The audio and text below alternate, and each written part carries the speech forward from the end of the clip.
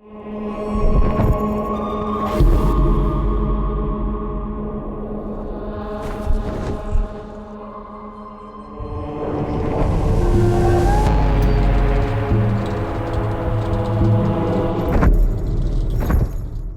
a no-holds-barred, unrelenting, never say die, just not gonna give in. If anything sort of confronts him, he's ready to go up against it. Kind of a brutal bastard. Dante's not a good guy. He's like, ah! He's a guy who kicks down the doors of hell, quite literally. Kind of a cock, basically.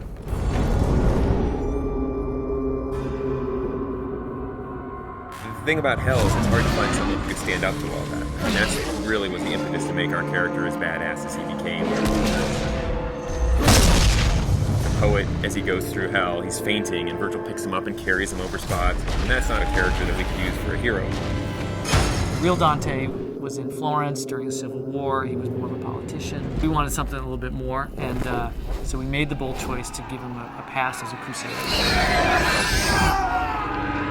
He's had a pretty tragic and, screwed up past. A lot of things in his past that haunt him. He's definitely not some straight sort of action hero. I like the fact that he's a little bit more human. I mean, obviously he's wielding this giant scythe that most of us couldn't lift, and I know because we built one for Comic-Con. So he's definitely, superhuman in that sense. But there are certainly moments in the game where he's not sure if he can go on. I think the story kind of demanded that he be a little bit more complex.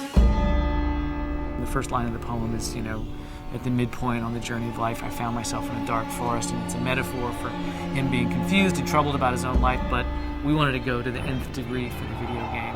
And so we wanted him to basically have committed all these horrible sins. Dante is guilty of all 9 sins and then some. Definitely start to see how his family factors into it, and you might start to see some familiar faces as you're going through hell and how that sort of messes with him. He's done a lot of bad things in his life.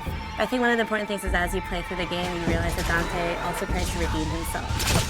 The tapestry on Dante's chest is basically this enormous symbol of guilt for him, summing up all the terrible deeds that he's done or all the terrible moments and memories of his life. The tapestry represents Dante's realization that he needs to suffer for his sins, the same way that people have suffered by his hands. Remembering things, he's remembering horrible things, so we wanted them to be like nightmares, And we knew that we wanted a really cool mechanism for showing those kind of flashbacks in the game. He's literally wearing the sins of his past sewn into his chest, and he's the one who's sewn them in there. We unfold his past transgressions through a series of flashbacks.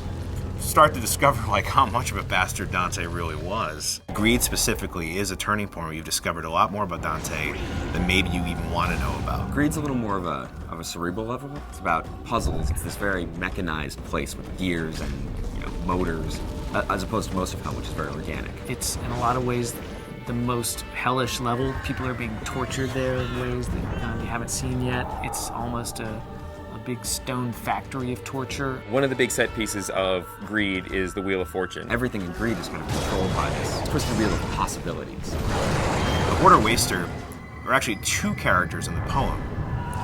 We've combined them into one. Technically are 2 people, but they've been sewn together. One wants to hoard, collect wealth, the other wants to constantly expend wealth. And they're stuck together for an eternity to sort it out amongst themselves. Greed is all about torture and teasing people with the lure of gold and ripping them apart as they reach for this. Totally different sort of environment. You got molten gold sort of dripping on the sides. It's a complex level, but it's pretty fun to go through. Greed's an interesting level because it's really kind of the beginning of Act 2 in a lot of ways. You're going to leave Greed behind, descend down into the 5th circle, and which is anger, and that's where the putrid swamp of the river Styx begins.